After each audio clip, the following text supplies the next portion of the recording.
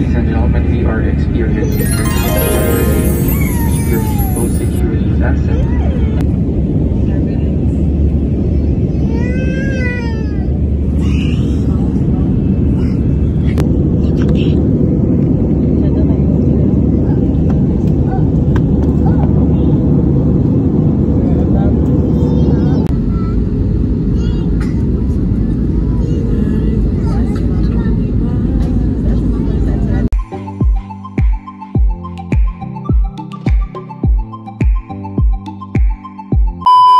Hello everyone, this is Mama Teresa and welcome to my YouTube channel.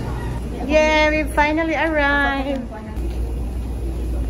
Hi, we finally arrived at Clark. My second time here in Clark. Okay. So we are finally here at the Clark International Airport.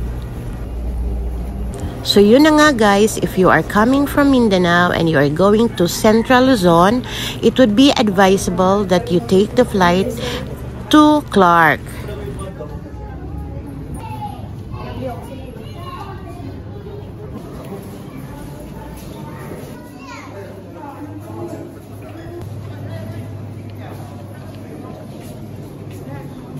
Lain kay ka, dali kay ka. Hi te.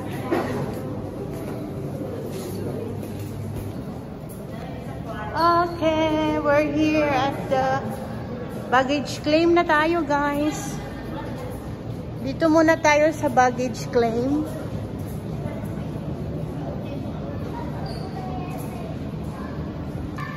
Hi guys, so finally we arrived at Clark International Airport.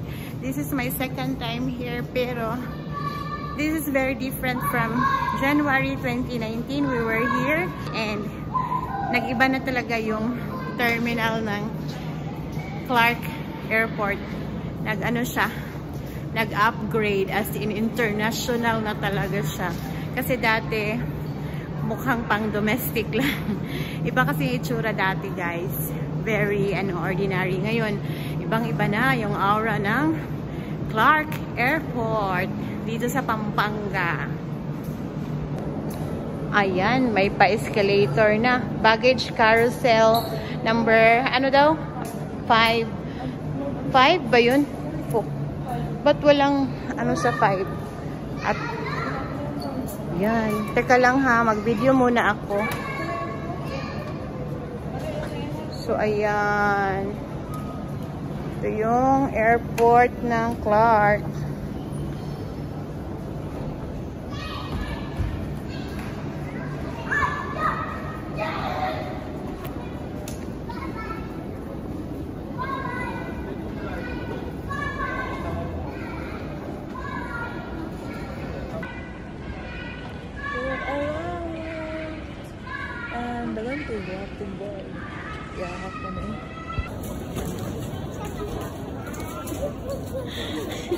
Ako saan siyang videoan.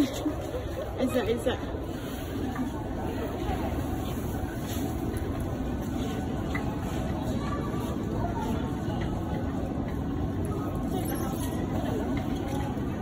Katilab na na.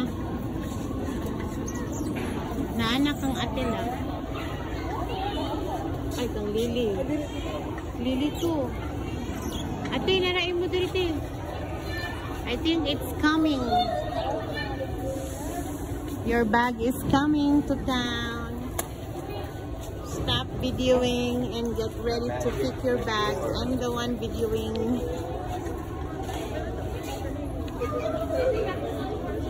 Okay. There you have it. Ama si Lily. Nakuha na niya? Video ha sa taas bang si Lily. Ito siya.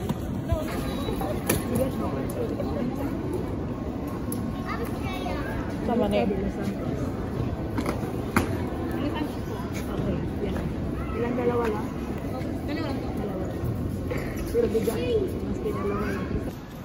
Okay guys, so we are now going out of the airport we're done with our baggage claim and we are going to inquire about P2P or point-to-point Genesis bus going to Baguio City. Pareha sa Terminal 3 sa Manila. Walang pagkainan. Dol raman. Tapos muhapit man dito. P2P daw. Excuse me sir, saan yung... Ay, nag-CR pa sila? Nag-CR pa siya? Nag-CR pa siya?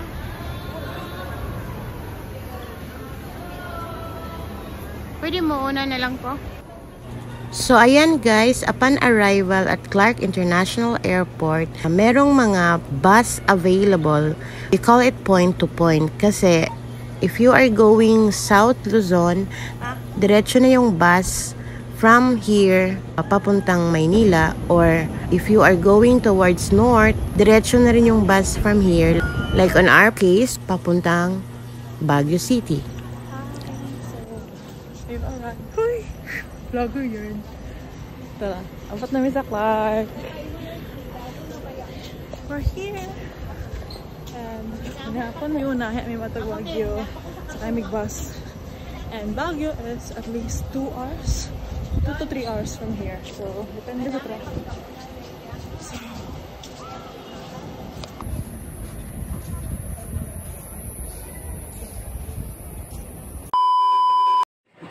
So ito na nga yung mga bus papuntang south or north ng Luzon. And also, meron ding mga bus palabas ng Clark International Airport. And since nagugutom kami, we decided na pupunta muna kami ng SM bago kami mag-Baguio. Although merong mga pagkainan dito sa area na ito, kaya lang gusto namin talagang kumain ng dinner talaga. So ayan, nag-negotiate kami dito sa driver na yung bus na papuntang Baguio, kung pwede sanang daanan kami sa SM. Since mag-i-stay pa ang bus dito for more than 1 hour, yung waiting time na yun, pupunta na lang kami sa SM.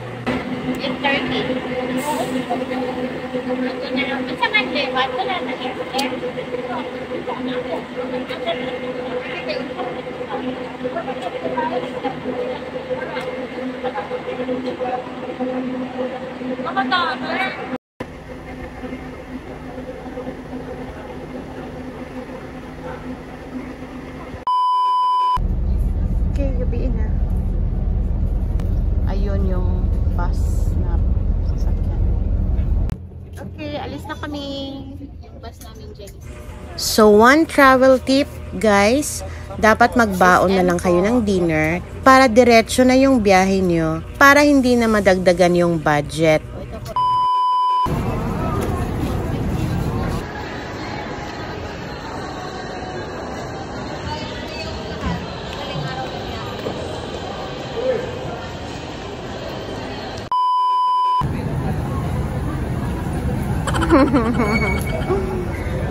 SM City Clark. Okay, upo muna kayo dito. Salamat kay sir. Tinawagan niya yung bus.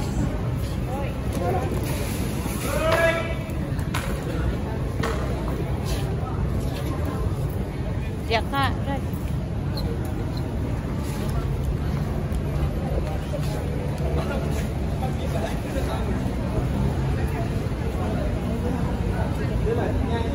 Butan kay si Sir Oy. Butan kay si Sir Oy nagkaon kay sa Kamulodo. Yang giadto sa auto yang cellphone kay tawagan yung driver. Ha? Yeah. So guys, napansin ko mga mababait yung mga tao dito.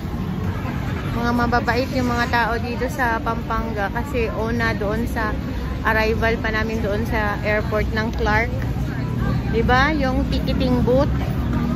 Bumaba, he went out from his booth and went to the bus driver and negotiate with us. Remember? Tapos ngayon dito naman sa SM Clark. Ay, ang babait talaga ng mga taga Pampanga. Ito, dito mabait. Hindi na ako ang guys. Ha? Ko. nag-call, ay nag-text. Wow, libreng Jollibee. Grabe naman ito si Madam Lily, oy. Paragi na namang naglulabre. Ako nakagas ko first day pa lang. Ikaw nga, maglibre ka rin. Nililibre ko. Okay, we are here at SM City, Clark, Pampanga. Ayan, yung hugis ng kanilang SM dito is parang pabilog. Pabilog. Ayan, ito lang yung mabi-video ko guys kasi hindi na kami nag-explore inside the SM City. Nag-dinner lang kami dito. Yun lang. I think the bus is here. That's the... Ah! Yan na yan! Baguio! Yan na yan! Pasok niyo po doon yung bag niyo. Opo, bag namin. Thank you po. Thank you.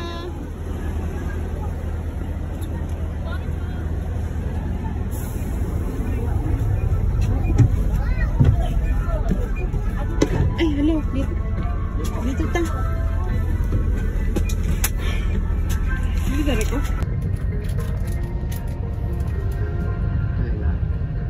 Ganyang mukha meron pang tatanungin. Si Cora. Parang hindi ko nakikita. Si Cora. Umuwi yun si Silvia. Hi! So, we are now on the bus. We're now on the bus. Is it? Dito na kami sa bus.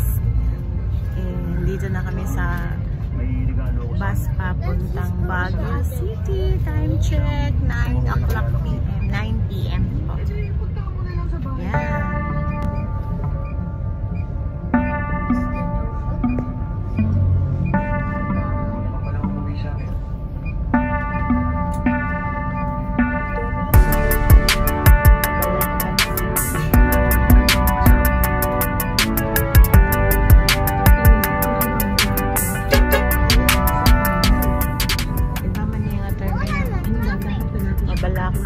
Mabalakat, Pampanga. Hindi ko rin alam. Kahit ako, iba ako doon sa kanya. Dito naman guys is ang Dao Bus Terminal. Dito naman yung terminal ng mga buses if you are going to other destinations of Luzon. So from the airport, meron din namang bus from airport to Dao Terminal.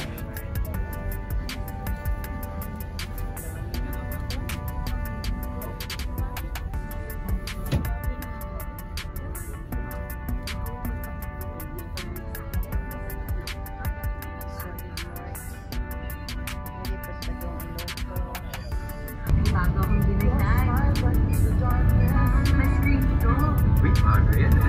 Ngayon, may bago. Ang perfect partner pa sa kapatid. Pa rin ba yung binilan, Dad?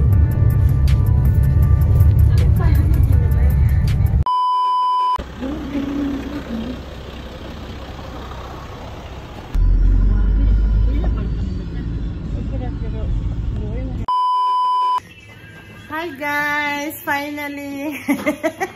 We arrived Baguio. Hi vlog! Welcome to my guys. Finally, we arrived in Baguio at 1 a.m. in the morning. So it's a 4 hours travel from Clark to Baguio City. And yun. Ano siya guys? Gabi gani na siya. Pero 4 hours talaga ang travel. So, ngayon, dito ko muna i-end ko muna yung vlog ko tungkol sa travel from Cagayan de Oro to Baguio City. I'll update you tomorrow para sa... Ay, abangan nyo guys ang... Lina, nabi ako li. Pangkatro din ako. Abi mo, labo pa.